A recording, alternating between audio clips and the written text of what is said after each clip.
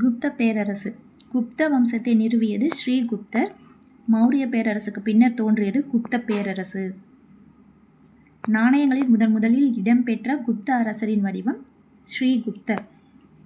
குப்த சகாப்தத்தின் முதல் பேரரசர் முதலாம் சந்திரகுப்தர். இவருடைய சாதனைகளை கூறுவது மெக்ராலி இரும்புத்தூண். நாணயத்தில் பொறிக்கப்பட்ட முதல் இளவரசி குமாரதேவி. இந்த குமாரதேவி யார் அப்படின்னா முதலாம் சந்திரகுப்தரின் மனைவி. லிச்சாவயா என்ற வாசகம் பொறிக்கப்பட்ட நாணயத்தை வெளியிட்டவர் முதலாம் சந்திரகுப்தர். இந்திய நெப்போலியன் மற்றும் குப்த வம்சத்தின் தலை சிறந்த அரசர்னா அது சமுத்திரகுப்தர் தான். இவர் ஆதரித்த புத்த சமய அறிஞர் வசுபந்து. சமுத்திரகுப்தரின் அவைக்கள புலவர் ஹரிசேனர் எழுதிய நூல் பிரயாகை மெய்கீர்த்தி. சமுத்திரகுப்தரின் ஆட்சிக்கான முக்கிய கல்வெட்டு அலகாபாத் தூண் கல்வெட்டு 33 வரிகளை கொண்டது. எழுதினது ஹரிசேனர் எழுதியிருக்காரு. அலகாபாத் கல்வெட்டு எந்த மொழியில் எழுதப்பட்டது அப்படின்னு கேட்பாங்க. சமஸ்கிருத மொழியில் மற்றும் நாகரி வடிவில். சமுத்திரகுப்தர் இசை மற்றும் கவிதை பிரியராக இருந்ததால் அவரை கவிராஜா என்று அழைக்கப்பட்டார். வீணை வாசிப்பது போன்ற உருவம் பொறிக்கப்பட்ட நாணயத்தை வெளியிட்டவர் சமுத்திரகுப்தர். சமுத்திரகுப்தரால் தோற்கடிக்கப்பட்ட பல்லவன் விஷ்ணுகோபன். அடுத்து இரண்டாம் சந்திரகுப்தர். குப்தர் காலத்தில் பேசப்பட்ட மொழி பிராகிருதம். இரண்டாம் சந்திரகுப்தர் ஆட்சியில் இந்தியா முதல் சீன பௌத்த அறிஞர் பாகியான். இவர்களுடைய பட்டப்பெயர்கள் என்ன? விக்ரமாதித்யர், நரேந்திர சந்திரர், சிம்மசந்திரர், நரேந்திர சிம்மர், விக்ரமதேவராயர். சாகர்களை அழித்ததால் சாகரி எனவும் அழைக்கப்பட்டவர் இரண்டாம் சந்திரகுப்தர். இரண்டாம் சந்திரகுப்தருடைய புனைப்பெயர் அப்படின்னா சாகரி. குதுப்பினாருக்கு அருகேயுள்ள இரும்பு தூணை உருவாக்கியது யார் அப்படின்னு கேட்டால் இரண்டாம் சந்திரகுப்தர்.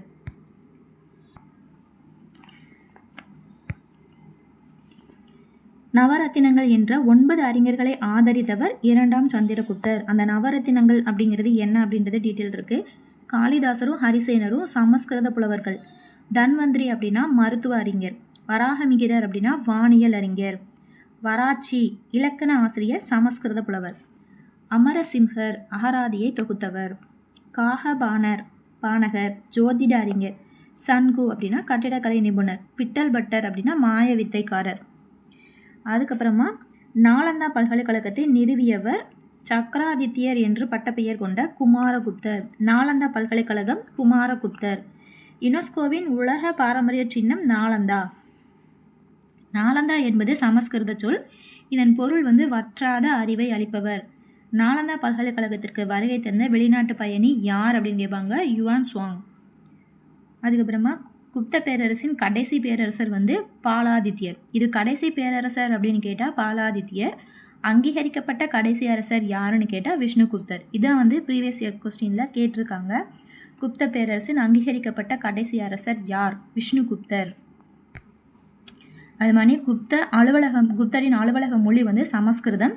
அவர் வெள்ளி நாணயம் ரூபிகான்னு சொன்னாங்க. அதே மாதிரி பொற்காசுகள் தினாரா அப்படின்னு சொல்லுவாங்க. இந்த நவரத்தினங்கள் அப்படின்றது தான் கீழே டீட்டெயில்ஸ் கொடுத்துருக்காங்க. சூரிய சந்திர கிரகண காரணங்களை விளக்கிய ஆரியப்பட்டர் எழுதிய நூல் சூரிய சித்தாந்தம். பூமி தனது அச்சில் சுழல்வதை அறிவித்த முதல் இந்திய வானியல் ஆய்வாளர் ஆரியப்பட்டர். அறுவை சிகிச்சை செய்முறையை பற்றி விளக்கிய முதல் இந்தியர் சுஸ்ருதர். பிளாஸ்டிக் சர்ஜரியின் தந்தை என்று அழைக்கப்பட்டவர் சுஸ்ருதர். ஆயுர்வேத மருத்துவத்துறையின் நிபுணராக விளங்கியவர் தன்வந்திரி. இந்தியாவின் பொற்காலம் என அழைக்கப்படுவது குப்தர்கள் காலம். இது ப்ரீவியஸ் இயர் கொஸ்டினில் கேட்டிருந்தாங்க. இந்தியாவின் பொற்காலம் என அழைக்கப்படுவது யாருடைய காலம் அப்படின்னு கேட்பாங்க. குப்தர் காலம். குப்தர்கள் கால பொற்காசுகள் தினாரா. நான் சொல்ல வெள்ளி நாணயம் ரூபிகா. பொற்காசுகள் தினாரா என அழைக்கப்படுகிறது. ஸ்கந்த குப்தர் பற்றி குறிப்பிடும் கல்வெட்டு பிதாரி ஒற்றைத்தூண், அப்புறம் கத்வா பாறை கல்வெட்டு. இரண்டாம் சந்திரகுப்த பற்றி குறிப்பிடும் கல்வெட்டுகள் உதயகிரி, மதுரா, சாஞ்சி. குப்தர்கள் பற்றி அறிய உதவும் செப்பு பட்டயங்கள் அப்படின்னா மதுபான், சோனாபட். பூஜ்ஜியத்தின் கண்டுபிடிப்பு மற்றும் தசம எண் முறையை கண்டுபிடிக்கப்பட்ட காலம் குப்தர் காலம். பூஜ்ஜியத்தின் கண்டுபிடிப்பு எப்போ கண்டுபிடிச்சாங்க? தசம எண் முறையை கண்டுபிடிப்பது யாருடைய காலத்தில் அப்படின்னு கேட்பாங்க. குப்தர்கள் காலத்தில். குப்த பேரரசு மிக முக்கிய வணிக தொடர்பு கொண்ட நாடு ரொமானியர்கள். ரொமானிய பேரரசோட தான் வாணிக தொடர்பு கொண்டிருந்தாங்க. இவர்களுடைய முக்கியமான வருவாயாக இருந்தது நிலவரி. குப்தர்களின் இராணுவ அமைப்பு பற்றி கேட்பாங்க. அது வந்து துடகா அல்லது தூதகா அப்படின்ற மாதிரி. துடகா அப்படின்னா ஒற்றர், தூதகா அப்படின்னா தூதுவர். மகா தண்டநாயகா அப்படின்னா உயர் அதிகாரி, தலைவர் வந்து உயர் அதிகாரி வந்து இந்த மாதிரி அழைக்கிறாங்க. மகா பாலாதிகிரிதா அப்படின்னா குதிரைப்படை தளபதி. மகா திகிரிதா அப்படின்னா பாலாதிகிரிதா அப்படின்னா காலாட்படை தளபதி. மகா அஸ்வபதி அப்படின்னா அஸ்வம் அப்படின்னா குதிரைப்படை தலைவர். குதிரைப்படை தலைவருக்கும் குதிரைப்படை தளபதிக்கும் இருக்க வித்தியாசத்தை பார்த்துக்கோங்க. மகா அஸ்வபதி, மகா பாலதிகிரிதா. நில வகைகள் வந்து எந்த மாதிரி அழைக்கப்பட்டுச்சு அப்படின்னு பொறுத்துகளில் மாதிரி இந்த மாதிரி ப்ரீவியஸ் இயர் கொஸ்டினில் கேட்டிருந்தாங்க. சேஸ்திரா அப்படின்னா வேளாண்மைக்கு உகந்த நிலங்கள். கிலா அப்படின்னா தரிசு நிலங்கள். அப்ரஹதா அப்படின்னா காட்டு நிலங்கள். வஸ்தி அப்படின்னா குடியிருப்பு நிலங்கள். கபத சரஹா அப்படின்னா மேய்ச்சல் நிலங்கள். மேய்ச்சல் நிலங்கள் எவ்வாறு அழைக்கப்படுகிறது அப்படின்னு கேட்டிருந்தாங்க. கபத சரகா அப்படின்னு அழைக்கப்படுது. யாருடைய காலத்தில் அப்படின்னா குப்தர்கள் காலத்தில். தேங்க்யூ.